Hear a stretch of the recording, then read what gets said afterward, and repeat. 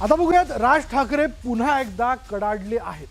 खरं तर गेल्या काही महिन्यांपासून राज ठाकरे भाजप, केंद्र सरकार आणि राज्य सरकारवर टीकेचे आसूड ओढतायत।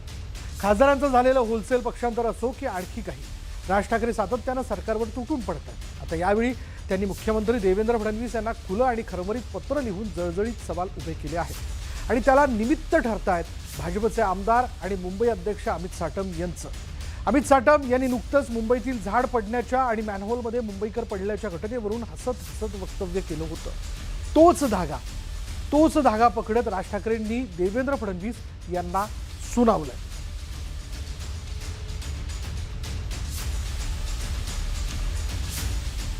दरम्यान राज ठाकरेंनी सोशल मीडियावरती हे खुलं पत्र, खरमरीत पत्र जे आणलेले त्यात त्यांनी काय म्हटले त्यावर आपण एक नजर टाकतो। बघा, भाजपच्या केंद्रातील लोकांना सत्तेचा माज आला आहे। हा संसर्ग आता आपल्या राज्यापर्यंत पसरला आहे आणि तुम्ही तो पसरू देताय।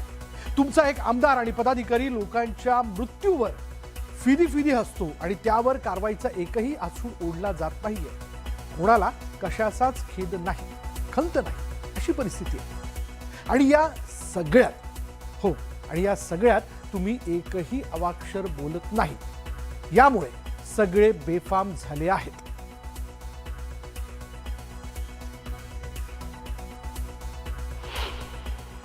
काही लोक घरामध्ये बसून पोस्ट करतात आणि स्टेटमेंट करतात, रस्त्यावर येत नाहीत।